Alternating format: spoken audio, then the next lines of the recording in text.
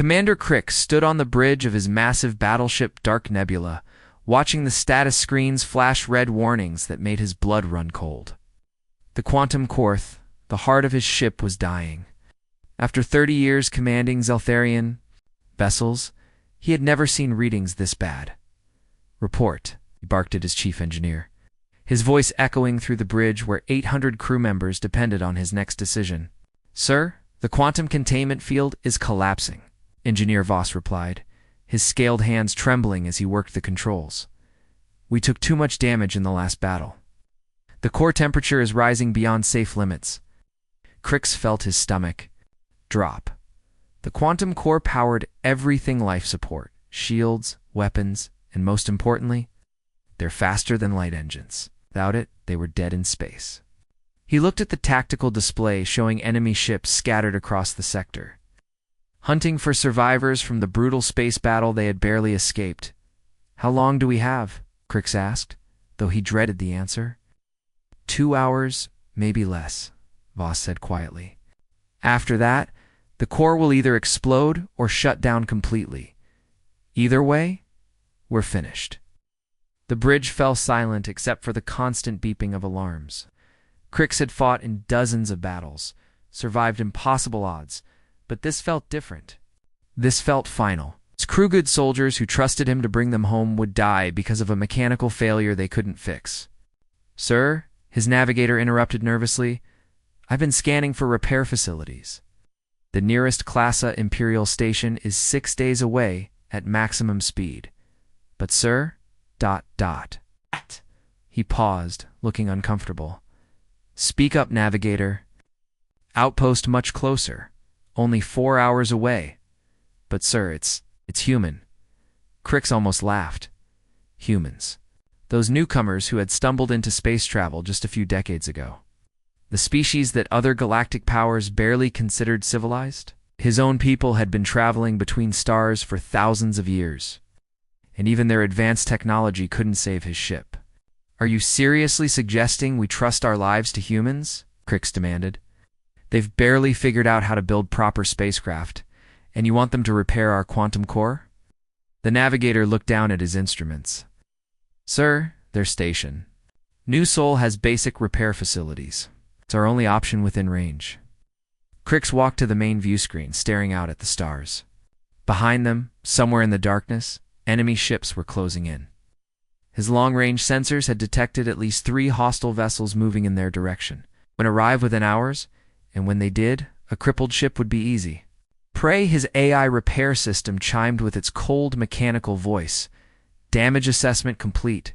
Quantum core failure imminent. Repairs impossible with current resources. Recommendation: immediate evacuation to Classa facility." "We don't have time for a Classa facility." Crix shouted at the computer, his frustration boiling over. "Then we're dead," Engineer Voss said simply. "Sir, I've run every simulation, tried every emergency protocol. This isn't something we can jury-rig or patch together. The quantum core requires technology and expertise we simply don't have on board." The bridge shook as another system failure sent tremors through the massive ship. Emergency lights flickered, and Crix could hear the distant hum of the failing core growing more unstable by the minute. In the corridors beyond the bridge, his crew continued their duties, trusting that their commander would find a way to save them. "Sir," the communications officer called out, "I'm detecting long-range scanner sweeps. Bearing 047, they found our trail." Crix closed his eyes for a moment, feeling the weight of 800 lives pressing down on him. His pride, his species' natural superiority complex, his years of looking down on primitive races, none of that mattered now. What mattered was getting his people home alive. "How long until they reach us?" he asked quietly. "At their current speed, approximately 90 minutes, the tactical officer replied. 90 minutes. The quantum core would fail in 2 hours, but the enemy would arrive 30 minutes before that. Even if by some miracle the humans could help them, would there be enough time?" "Sir, what are your orders?" Voss asked. Crix stared at the tactical display showing the human outpost, tiny dot of light in the vast darkness of space. Everything he had been taught told him this was foolish. Humans were primitive, inexperienced, completely unqualified to handle advanced Zeltharian technology. But as another alarm joined the chorus of warnings filling his bridge, he realized he was out of options. "Set course for the human station," he ordered, his voice heavy with resignation and desperation. "Maximum speed, sir? Are you sure?" Voss began. "Do it," Crick snapped. "Send them a distress signal. Tell them we're coming. In with critical damage and—" He paused, the words sticking in his throat. "Tell them we need their help." As the dark nebula changed course toward the human outpost, Crix wondered if he was making the biggest mistake of his career, or the only choice that might save his crew's lives. The dark nebula limped through space like a wounded animal, its once proud hull scarred and smoking. Commander Crix stood on his bridge, watching the human station grow larger on the view screen. He had expected to see a small, primitive outpost, maybe some basic metal structures bolted together with simple docking arms. Instead, new souls stretched before them like a massive city in space. The station was huge, with multiple sections connected by gleaming corridors. Dozens of ships from different alien species were docked at various ports, and the entire structure hummed with activity. Advanced sensor arrays rotated slowly, scanning space with technology that looked surprisingly sophisticated. "This doesn't look primitive," Navigator Kelm whispered, voicing what everyone on the bridge was thinking. Crix frowned. The station's design was different from anything he had seen. Not primitive, just unique. Where Zeltharian architecture followed strict geometric patterns, the human station seemed to blend different styles together. It worked somehow, even though it shouldn't have. "Incoming transmission from the station," the communications officer announced. A voice crackled through the speakers. Speaking in clear galactic standard with a slight accent, "Zeltharian vessel Dark Nebula, this is New Soul Control. We received your distress signal. Docking Bay 7 is being cleared for your emergency arrival.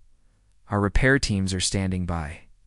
The voice was calm, professional, and completely unimpressed by the fact that a massive alien warship was requesting help. Crix had expected nervousness, maybe even fear, but the human controller sounded like he dealt with emergencies like this every day.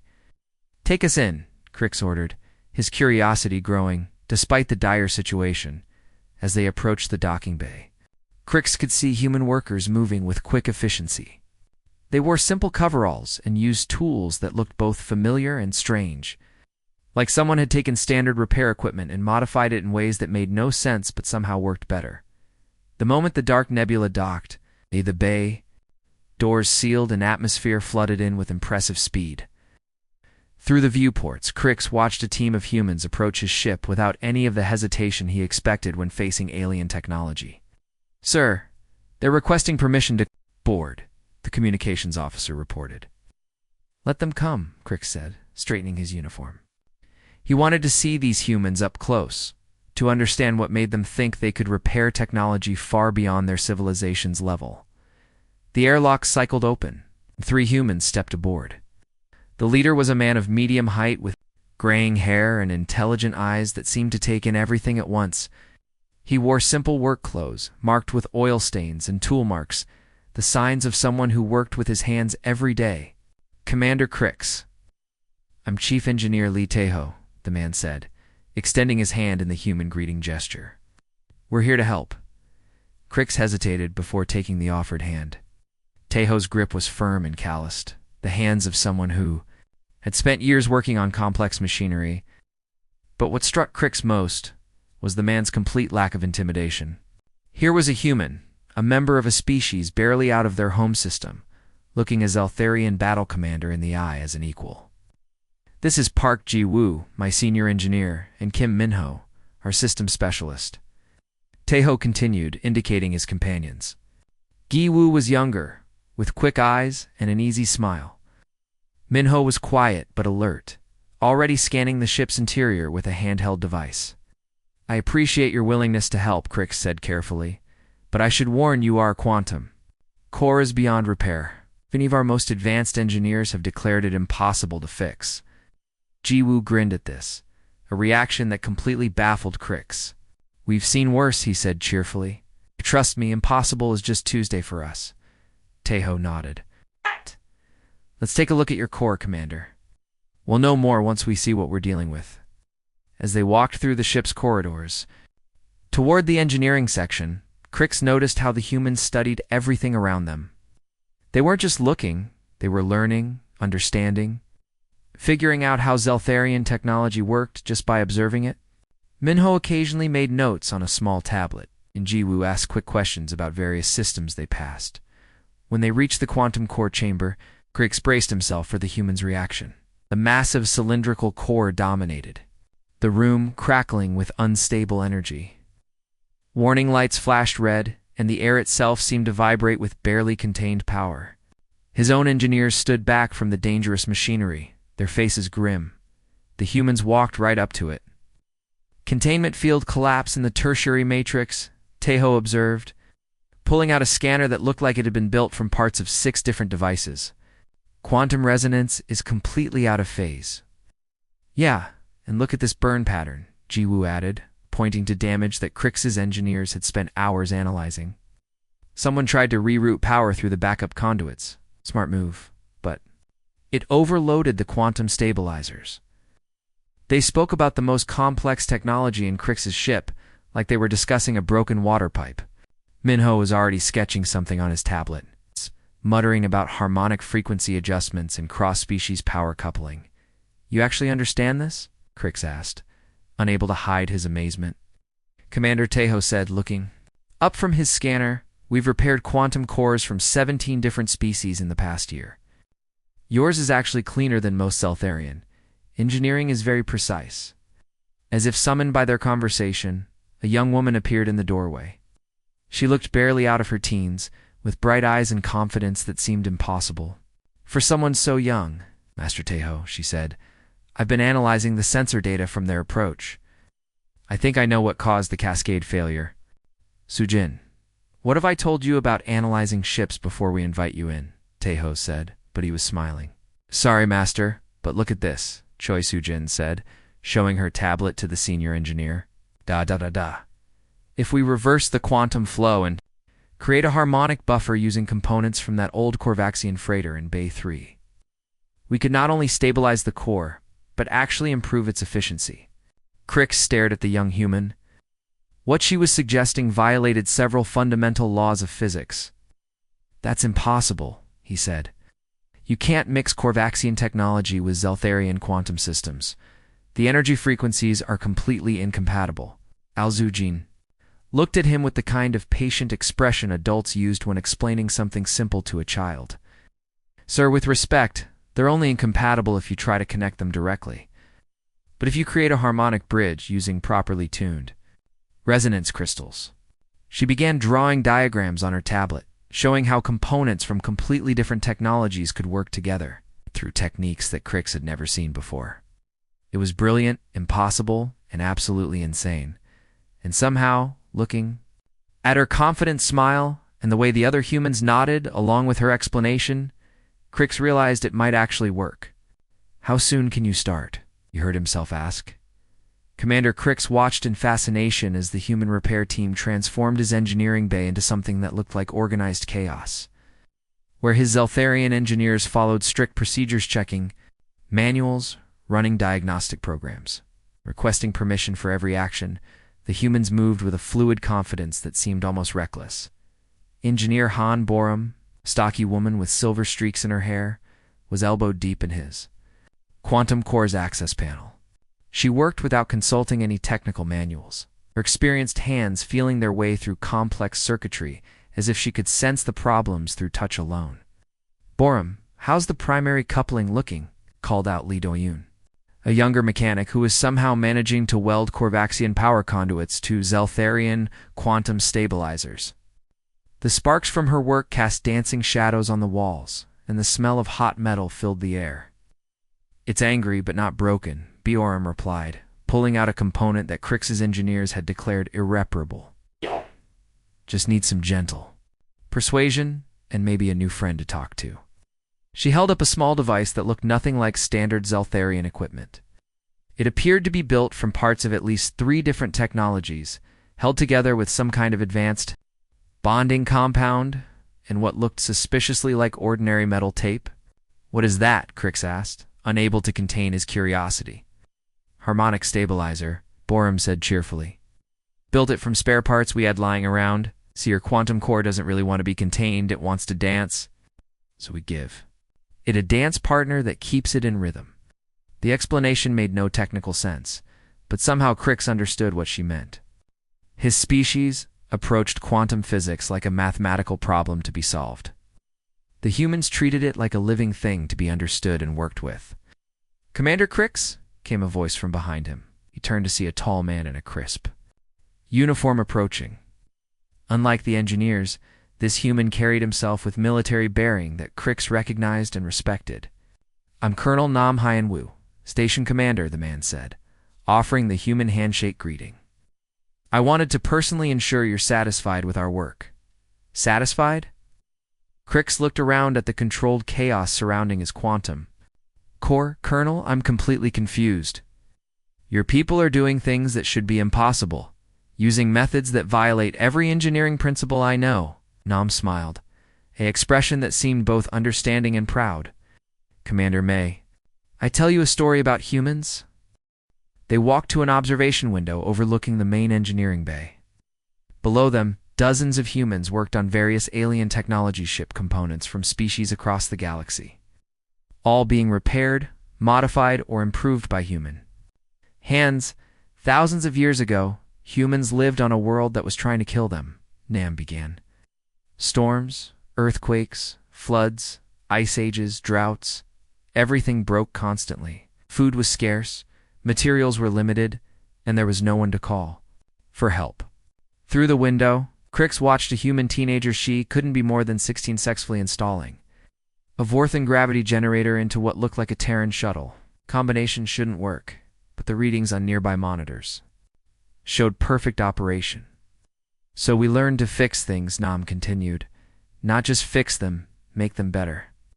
Turn problems into solutions. We learned that when something breaks, it's not the end, it's the beginning of something new." A loud cheer erupted from Crix's quantum core area. Borum was waving a scanner with readings that made Crix's heart skip a beat. The quantum containment field was not only stable, it was running at 140% of original efficiency. "How is that possible?" Crix breathed. "Dayun, show him the modification," Borum called out. The young mechanic proudly displayed her welding work, where before there had been a single connection between the core and its stabilizers. Now there was an intricate network of conduits that seemed to pulse with their own rhythm. "We gave your core more friends to dance with," Dayun explained. "Instead of one stabilizer trying to control all that energy, now you have 7 working together. They share the load and help each other stay in balance." "But those are parts from completely different species technologies," Crix protested. "The power frequencies, the quantum signatures, the harmonic resonances, none of it should be compatible." "You're right," Nam said calmly. "According to galactic engineering standards, it shouldn't work. But humans don't worry much about what shouldn't work. Focus on what does work." Over the next few hours, Crix watched his ship transform. The humans didn't just repair the quantum core, they optimized the entire power system. They rerouted energy flows to reduce stress on components, installed backup systems that would prevent future failures, and somehow managed to increase his ship's overall performance by levels that seemed impossible. Young Sujin appeared beside him, holding a tablet filled with technical readouts. "Commander, we've also taken the liberty of upgrading your shield generators and weapon systems. The power efficiency improvements gave us extra energy to work with." "You upgraded my weapons?" Crix asked, amazed. "Well, we noticed they were running on old targeting algorithms," she said casually. "So we installed some adaptive software that learns from each shot and improves accuracy over time. Your hit rate should increase by about 30%. As word of the impossible repairs spread through quantum communication networks, Crix noticed other ships beginning to arrive at the station. First came a small Corvaxian trader with engine problems. Then a Vorthan research vessel requesting routine maintenance. By the end of the day, ships from 6 different species were docked at various bays. their crews eager to experience human engineering firsthand. From the observation deck, Crix watched the arriving vessels with growing understanding. These weren't emergency visits. These were planned stops. Other captains had discovered what he was learning. Humans didn't just fix things, they made them better. "Colonel," he said to Nam, who had remained beside him, "how long have you been doing this? Making impossible repairs?" Nam chuckled. "About as long as we've been in space." Turn out, when you spend 10,000 years learning to survive on a dangerous world with limited resources, you get pretty good at making anything work. Through the station's speakers, Borum's voice announced the completion of the quantum core repairs. But when Crix returned to his engineering bay, he found his crew staring at readings that showed their ship was now more powerful than the day it had been built. "Commander," his chief engineer Voss whispered, "what they've done, it's not just repair work, it's evolution." Crix nodded, watching the humans pack up their improvised tools and congratulate each other on another successful job. He had come here expecting primitive mechanics who might, if he was lucky, manage basic repairs. Instead, he had discovered something far more valuable, species that saw every broken thing as an opportunity to build something better.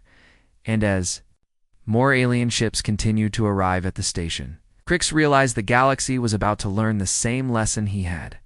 Humans didn't just repair ships. They transformed them. Retry DD3 months after Commander Crix's first visit to New Sol. The human station had transformed into something unrecognizable. What began as a small repair outpost now sprawled across multiple sections, with new docking bays being constructed every week. Ships from dozens of alien species crowded the facility, and the constant hum of construction mixed with the sounds of repairs created a symphony of industrial activity. Captain Vex of the Corlaxian merchant fleet limped his damaged freighter Stardancer toward the station, his forearms working frantically at the controls. Behind him, his engine compartment was a twisted wreck of melted metal and destroyed components. The same engine failure had already claimed 2 ships from his convoy, killing everyone aboard when their cores exploded without warning. "New Sol Control. This is Captain Vex requesting emergency docking," he transmitted, his voice tight with desperation. "We have critical engine failure. The same problem that destroyed the Windrunner and Sky Herald." The response came immediately, calm and professional. "Captain Vex, you're cleared for Bay 12. Emergency teams are already moving to your position. Don't worry, we've heard about the Corlaxian engine problem. We think we know what's causing it." Vex felt his heart skip a beat. How could these humans possibly know about a technical issue that had baffled Corlaxian engineers for months? The engine failures were random, catastrophic, and completely unpredictable.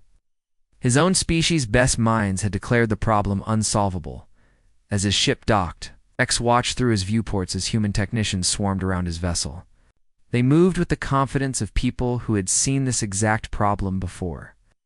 Carrying tools and equipment that looked like they had been specifically designed for Corlaxian technology, the airlock opened, and a young human woman stepped aboard.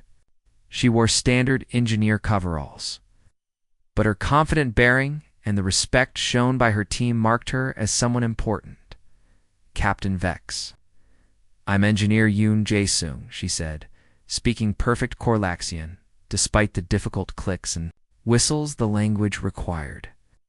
"I've been studying your engine design for weeks, ever since we heard about the failures in your fleet." "You've been studying our engines?" Vex asked, amazed. "But we never sent you technical specifications." Smiled. "Captain, when ships start exploding for unknown reasons, word travels fast through quantum communications. We've had 3 other Corlaxian vessels stop here with similar problems. Each time, we learned a little more about what's going wrong." She led him toward his engine compartment, where her team was already at work. Vex expected to see the usual human approach, the organized chaos, the improvised tools, the impossible combinations of different technologies. Instead, he found something that shocked him even more. The humans had completely disassembled his engine and laid out every component in precise order. But instead of trying to repair the damaged parts, they were building something entirely new beside his original engine. "What is that?" Vex asked, pointing to the new construction. Your new propulsion system, Jae-sung said simply. The problem with Corlaxian engines isn't the components, it's the design philosophy. You're trying to contain too much energy in too small a space. Eventually, the quantum pressure finds a weak point and explodes outward. She gestured to her team's work, so we're giving the energy more room to move. Instead of one central core, you'll have 3 smaller cores that work together. If one fails, the others can handle the load while repairs are made. No more catastrophic explosions. Over the following days, Vex watched his ship receive the most comprehensive overhaul he had ever seen. But more interesting than the technical work was what he observed happening around the station. Administrator Kong Sora, a sharp-eyed woman who seemed to know every detail of the station's operations, had created something unprecedented in galactic history, a place where different alien species freely shared their most advanced technologies. She explained during one of their conversations, we realized something important. Every species in the galaxy has solved different problems. Corlaxians build the most efficient engines. Zeltharians create the strongest shields. Vorthans develop the best sensors. But nobody talks to each other. She led him to an observation deck overlooking the main engineering bay. Below them, Vex could see teams of mixed species working together. A Zeltharian engineer was teaching a human apprentice about quantum field theory while learning human improvisation techniques in return. Corlaxian technicians shared engine designs with Vorthan scientists who offered improvements based on their advanced materials. We become the meeting place, Kong Sora continued. Species that have been enemies for centuries work side by side here because they're all trying to solve the same problems, and the humans. She smiled. We're really good at making different things work together. Deputy Administrator Bae Junho approached with a tablet full of reports. Sora, we have 17 more ships requesting docking permits this week. Word is spreading faster than we can handle. What kind of ships, she asked. To Zeltharian. Cruisers, 5 Corlaxian traders, 3 Vorthan research vessels, and 7 species I've never heard of before, Bae Junho replied. They're all asking specifically for human modifications to their systems. Vex understood why. On his 3rd day at the station, pilot instructor Shin Yujin had approached him with a proposal that seemed too good to be true. Captain, your new engine system is more complex than your original, Yujin had explained. Your crew will need training to operate it properly. We've developed a program that teaches alien crews how to maintain and optimize their upgraded systems. The training was unlike anything Vex had experienced. Instead of dry technical manuals, Yujin used interactive simulations that let crews practice repairs in safe environments. She taught them not just how to follow procedures, but how to think like human engineers how. To see problems as opportunities and find creative solutions when standard approaches failed. By the end of his stay, Vex's crew wasn't just operating their new engines, they were understanding them in ways that made them better engineers overall. But the most remarkable thing about New Seoul wasn't the technical innovations. It was the community that had formed. Captains from different species shared meals in the station's common areas, discussing trade routes and technical challenges. Engineers exchanged knowledge that had been kept secret for centuries.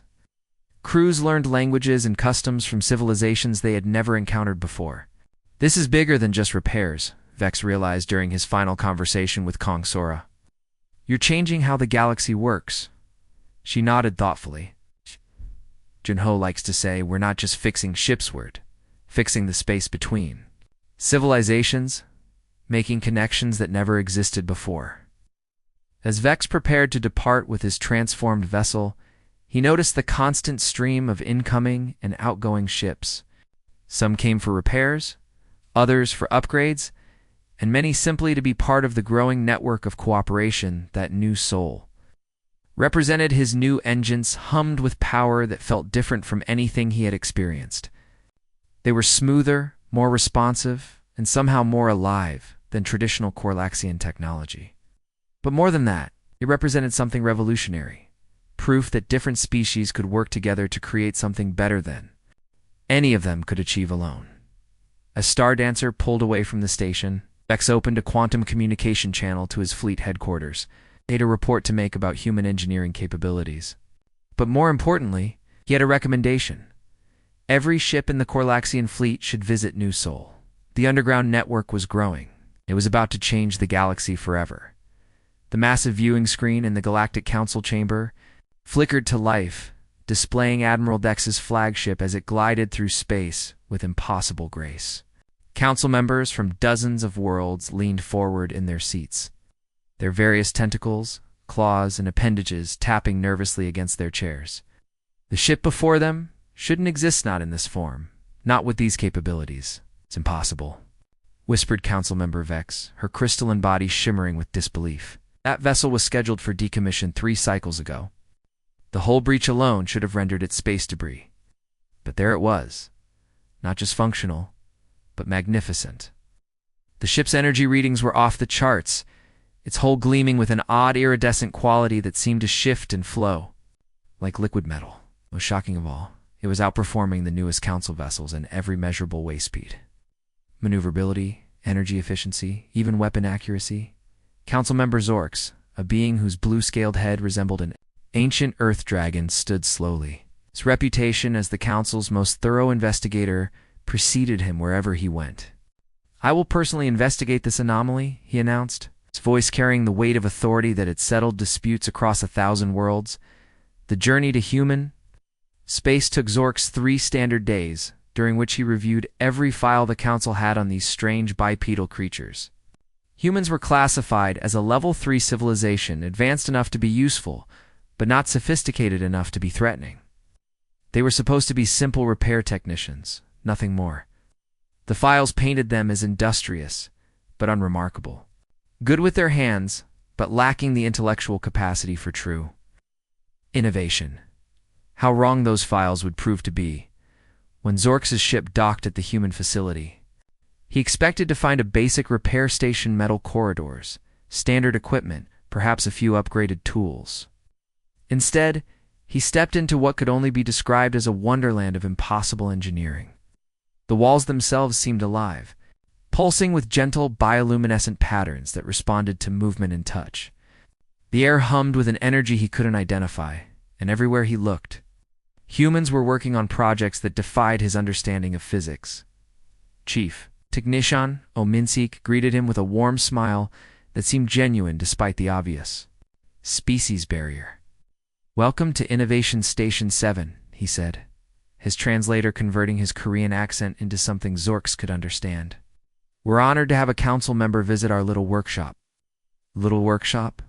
Zorks nearly laughed at the understatement.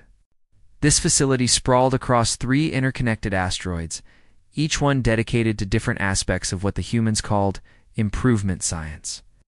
As Ominsik led him through the corridors, Zork saw wonders that would have made the Council's top scientists weep with envy.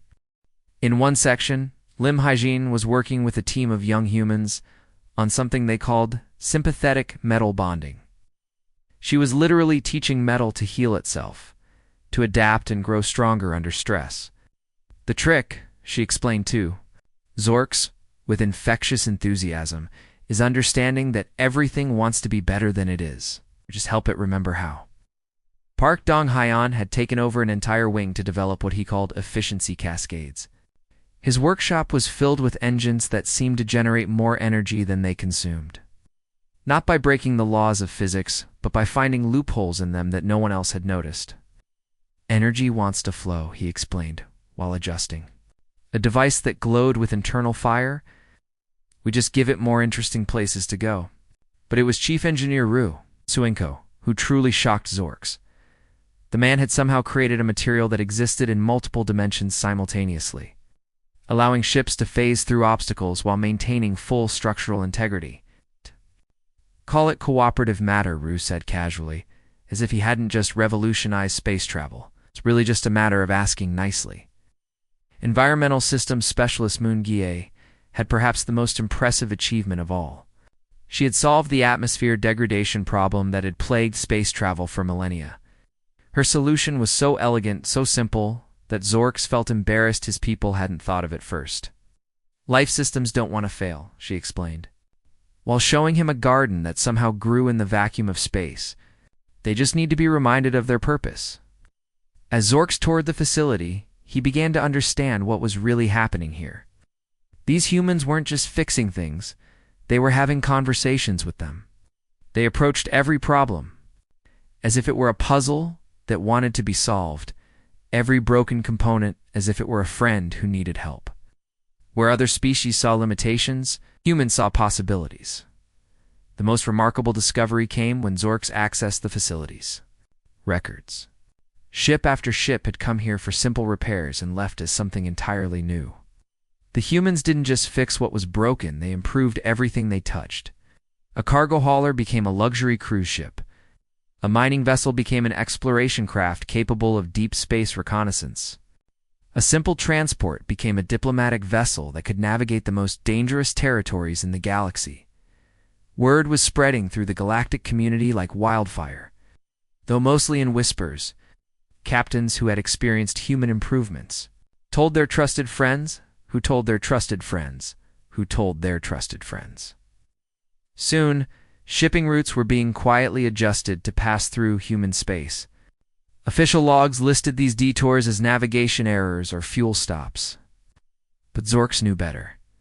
The balance of power in the galaxy was shifting, and it was happening one repaired ship at a time. The humans, with their impossible optimism and their ability to see potential where others saw only problems, were becoming the most sought-after engineers in known space. And they were doing it all with smiles on their faces and genuine excitement about helping others. As Zorks prepared his report for the Council, he realized that humanity's true strength wasn't in their technology, it was in their perspective. They saw the universe not as a collection of problems to be endured, but as a workshop full of possibilities to be explored. The galaxy would never be the same. Captain Crick stepped off his transport ship and stopped dead in his tracks, his eyes blinking in disbelief. 2 years ago, he had limped into this tiny human outpost with a dying ship and little hope. Now, before him stretched a gleaming metropolis that seemed to pulse with life and energy. What had once been a simple repair station floating in the void had transformed into something that defied imagination. "Welcome back, Captain Crix." The familiar voice belonged to Director Kim Tae-young, though he looked nothing like the humble Station Manager Crix remembered. Gone was the simple work uniform, replaced by elegant robes that seemed to shimmer with their own inner light. "We've been expecting you for your quarterly optimization visit." Quarterly optimization visit. The word still amazed Crix. 2 years ago, ships came to human stations because they were broken and desperate. Now, they came because they wanted to be better. The transformation wasn't just in the facility, it was in the entire galaxy's relationship. With these remarkable beings as they walked through the main corridor, Crix marveled at the changes. The ceiling stretched impossibly high, filled with an artificial sky that shifted. From dawn to dusk, to a star-filled night that displayed real constellations from dozens of worlds. Head of Operations Young So-young glided past them, her movements efficient and purposeful as she coordinated the arrival of 3 massive cargo vessels and a diplomatic cruiser from the Andromedian Empire.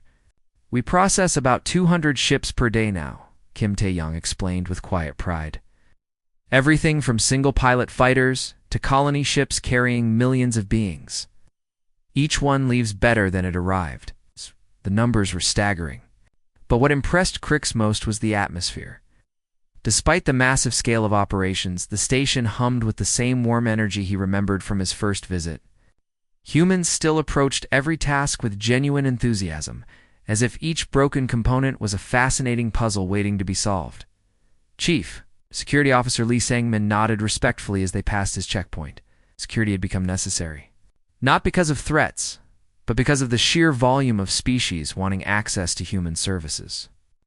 Every major civilization in the galaxy now had ships regularly serviced by humans, and the waiting list for new clients stretched for months. The Zeltharians were particularly insistent about scheduling, Lee mentioned with a slight smile. Apparently, their entire merchant fleet is due for what they call human enhancement next month. Crix chuckled, remembering when the proud Zeltharians had considered humans barely worthy of notice. Now, Their most advanced ships bore the distinctive improvements that only human engineers could provide. It was a transformation that had occurred across dozens of species, each one discovering that their centuries-old problems melted away under human ingenuity. They entered the main engineering bay, where the real magic happened. Engineer Park Haeon-woo was working on something that made Crix's translator struggle to find adequate words. The young human had somehow created a faster-than-light drive that didn't just move ships through space to move around the ships instead. The result was travel speeds that made the galaxy feel like a small neighborhood. The breakthrough came when we stopped thinking about distance as something to overcome. Park explained to a group of visiting scientists from 12 different worlds. Distance is just space that hasn't been properly introduced to itself yet. We help make the introductions. The visiting scientists nodded solemnly, though Crix suspected they understood Park's explanation about as well as he did. Human innovations often worked perfectly, despite being impossible to fully comprehend. It was as if they operated on principles that transcended conventional physics. Research director Song McKeon's team had taken over an entire wing of the station for their latest project.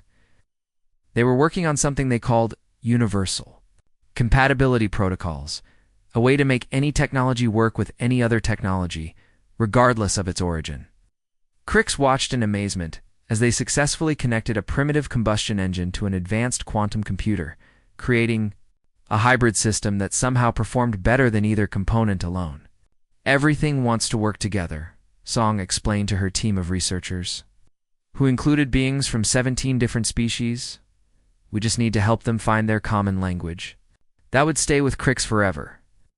The young human was casually working on a problem that had stumped Zeltharian scientists for decades: how to prevent quantum decay in their ancient preservation chambers. These chambers held the cultural treasures of their entire civilization, and their slow deterioration had been considered an unavoidable tragedy. Cho looked at the problem for maybe 10 minutes, made a few adjustments with tools that seemed to have been cobbled together from spare parts, and suddenly, the decay readings not only stopped, but reversed. The chambers weren't just stable, they were actively healing themselves.